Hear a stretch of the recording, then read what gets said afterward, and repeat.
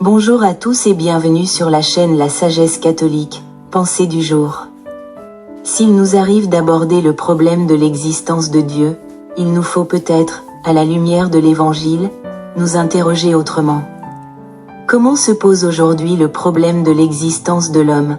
Il y a beau temps que, dans la pensée d'une multitude de nos contemporains, Dieu est mort. Mais ce qui rend ce drame encore plus profond, c'est que l'homme aussi est en train de mourir. On ne croit plus en l'homme, si tant est qu'on n'y ait jamais cru. On le compare à une machine, un ordinateur, et des voix, comme celle de Jacques Monod, assurent que tout, en l'homme, s'explique comme dans une mécanique, que nos passions, nos pensées, ne sont que le fruit de molécules en mouvement. Et d'autres, comme certains structuralistes Michel Foucault, Lévi-Strauss, osent affirmer que l'homme ne pense pas, mais que ça se pense. Que personne ne parle, mais que ça se parle. L'homme devient alors objet, mécanisme, structure sans âme. Et cette vision ne nous surprend plus. Elle reflète l'homme tel qu'il se perçoit parfois lui-même, détaché de sa source. En un sens, il est vrai, nous sommes des machines. Des automates. Nous ne parlons pas, ça parle en nous. Nous ne pensons pas, ça pense. Nous sommes prisonniers de slogans, mus par des convictions passionnelles, enracinées dans notre amour-propre. Et, la plupart du temps, il n'y a en nous personne. Combien il est rare que surgisse en nous la personne. Combien il est rare qu'elle s'exprime dans sa dignité, dans son authenticité, dans sa grandeur. Nous sommes des êtres préfabriqués, jetés au monde sans le vouloir. Et lorsque nous cherchons à atteindre le centre de notre existence, nous découvrons que ce centre est déjà là, tout fait, éternellement figé. Mais un paradoxe se glisse là. Toutes ces préfabrications sont greffées sur un moi qui prétend être quelqu'un. Et là encore, la vie se fait complice d'elle-même. En contemplant la vie humaine, animale, je vois combien elle est fragile, menacée, dépendante. Oui, la vie ne tient que parce qu'elle emprunte. Elle ne subsiste qu'en recevant. Elle est souverainement dépendante du souffle, de la lumière, du monde. Et pourtant, il y a autre chose en nous. Il n'y a pas que la chimie, pas que la physique moléculaire. Il y a un psychisme, un retentissement conscient, une vie intérieure. Et dans toute vie, à mesure que l'organisme devient plus complexe, apparaît le jugement, et, avec lui, la conscience. Car le vivant ne peut survivre sans prendre soin de lui-même. Il est intéressé à lui-même. Il se défend, bec et ongles, contre tout ce qui le menace. Mais jusque-là, nous restons du côté des plantes et des animaux. Nous pillons l'univers. Nous prenons tout pour nous. Et cette complicité avec le « je » et le « moi », ce moi préfabriqué, n'est que l'addition de tous nos conditionnements. C'est là que se pose le vrai paradoxe. Effrayant mais réel. Nous devenons les prisonniers de ce que nous n'avons pas choisi. Nous nous enfermons dans la prison de nos déterminismes. Nous prenons parti pour ce « je » et ce « moi » qui nous a été imposé. Nous ne l'avons pas créé, et pourtant nous nous y accrochons. Étrange et vrai, et voilà le vrai lieu de notre question. Où est l'homme? Où est-il dans tout cela? En quoi sommes-nous différents des plantes ou des animaux si nous ne sortons jamais de ce que nous n'avons pas choisi? Si nous nous y agrippons, si nous restons rivés à nos conditionnements passionnels, comment pourrions-nous jamais devenir personne? Quel sens pourrait encore avoir ce mot, personne? Voilà le dilemme fondamental. Il est radical, ou bien il n'y a pas d'homme. Il n'y en aura jamais. L'homme n'est qu'un agencement de molécules, une machine chimique. Alors, tout est vain. La dignité, la bonté, l'amour, le sacrifice, la foi, la beauté, tout cela n'est que vapeur, illusion, absurdité. Ou bien, et c'est là notre espérance, si l'homme est possible, alors il faut le créer. Il faut le faire naître. Et s'il doit exister, c'est à nous de le faire surgir, dans la lumière, dans la vérité, dans la liberté. Et justement, voici la seule voie, si nous voulons dépasser nos déterminismes.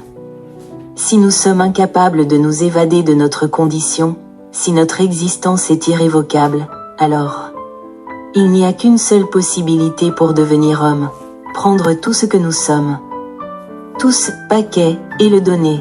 Et là, la foi chrétienne ouvre un chemin. Car si le Fils de Dieu s'est fait homme, c'est justement pour que l'homme ne reste pas prisonnier de lui-même. Il s'est fait don, il a tout pris, tout assumé, tout donné. Et si nous voulons devenir pleinement humains, pleinement vivants, alors il nous faut apprendre à donner comme lui. S'il nous arrive d'aborder le problème de l'existence de Dieu, il faut plutôt s'interroger sur ce thème. Comment se pose aujourd'hui le problème de l'existence de l'homme? Point. Il y a beau temps que Dieu est mort dans la pensée d'une multitude de nos contemporains, mais ce qui ajoute encore à ce drame, c'est que l'homme aussi est en train de mourir. On ne croit plus en l'homme, si on n'y a jamais cru, et on le compare à une machine électronique, à un ordinateur, en assurant comme le fait Jacques Monod, prix Nobel et professeur au Collège de France, que tout s'explique dans l'homme, comme dans une machine, que finalement, le secret de toutes nos passions, de toutes nos pensées, est dans les activités de nos molécules. Et pourtant, Seigneur, nous proclamons que l'homme est à ton image. Comment alors pouvons-nous le réduire à une mécanique aveugle? Comment oublier que tu l'as façonné de tes mains, et qu'en lui, tu as insufflé ton souffle vivant? Les structuralistes, de leur côté du moins certains d'entre eux comme Michel Foucault ou Lévi-Strauss, en arrivent à concevoir que, finalement, l'homme ne pense pas, mais qu'il y a une machine en lui qui pense. Ça se pense, personne ne pense, et ça se parle, personne ne parle. Cette vision de l'homme, qui est une vision essentiellement d'objet, et le réduit ainsi à être une machine, ne nous surprend pas, elle est d'une certaine façon la sienne. Mais nous, chrétiens, croyons qu'il y a en l'homme plus que le chaos des neurones et des réflexes. Nous croyons qu'il y a en lui une âme, un espace sacré, un sanctuaire où tu parles, ô Dieu vivant, où tu te tiens, silencieux et brûlant, à la porte du cœur. En un sens, il est vrai, nous sommes des machines, nous sommes des automates. Nous ne parlons pas, ça parle en nous. Nous ne pensons pas, ça pense tout seul. Nous sommes prisonniers de slogans, nous avons des convictions passionnelles, fondées sur les données de l'amour-propre qui nous constituent, et, la plupart du temps, il n'y a en nous personne. Et pourtant, nous savons qu'en Christ, tu es venu réveiller en nous la personne. Tu as pris chair, tu as marché avec nous, pour que surgisse ce qui était enseveli, pour que revive ce qui était mort. Il est extrêmement rare que la personne en nous surgisse, qu'elle exprime, qu'elle apparaisse dans sa dignité, dans son authenticité et dans sa grandeur, puisqu'au fond nous sommes d'abord des êtres préfabriqués. Nous avons été jetés au monde sans le vouloir. Et quand nous cherchons à atteindre le centre de notre existence, nous constatons que ce centre a déjà été fait, et éternellement fait. Mais toi, Seigneur, tu es ce centre. Tu es le seul centre qui ne nous aliène pas. Tu es ce lieu éternel qui nous attend au-dedans de nous, plus intime à nous-mêmes que nous-mêmes. Le paradoxe, c'est que toutes ces préfabrications sont greffées sur un moi qui prétend être quelqu'un. Et, encore ici, la vie est complice d'elle-même. Quand j'observe la vie, chez les hommes comme chez les animaux, et particulièrement chez l'homme, je vois que la vie est aux prises avec d'innombrables difficultés. Elle est menacée de toutes parts car la vie, si elle peut être l'affirmation de soi, comme elle l'est toujours, est aussi dans une dépendance rigoureuse à l'égard de l'univers. Et nous nous souvenons que tu es venu dans cette précarité, que tu as vécu cette dépendance. Toi aussi, tu as eu faim, soif, peur, douleur. Tu n'as pas fui notre condition, tu l'as embrassée. La vie ne peut subsister sans se nourrir, sans emprunter, sans respirer, sans dépendre du soleil et des astres. La vie est ainsi souverainement dépendante. Elle est donc constamment menacée de périr. Et d'ailleurs, elle périt inévitablement par l'usure, par l'intoxication, qui la condamne à disparaître. Mais toi, Christ ressuscité, tu nous révèles que la vie ne se termine pas dans la poussière. Tu es la vie, tu es la source vive, celle qui jaillit en vie éternelle. Et cette espérance transforme tout. Dès lors, Il est naturel et d'usage qu'apparaissent ces éléments qui tiennent une place si considérable dans notre vie. Il n'y a pas en nous que la chimie organique, il n'y a pas en nous que la physique des molécules, il y a en nous un psychisme, c'est-à-dire un retentissement conscient. Voilà le dilemme fondamental. Il est là, ou bien, en effet, il n'y a pas d'homme, il n'y en aura jamais, et l'homme s'explique alors définitivement par des déterminismes physico-chimiques, ou bien, au contraire. Si l'on tient que l'homme est possible, alors il faut le créer. Et toi, Seigneur, tu nous as créés, mais tu ne nous forces pas à naître. Tu respectes notre liberté. Tu attends que nous consentions à être engendrés en toi, que nous te laissions faire de nous des vivants. Et c'est bien cela que tu nous as appris sur la croix. Ceci est mon corps, livré pour vous, et c'est aussi cela que tu attends de nous.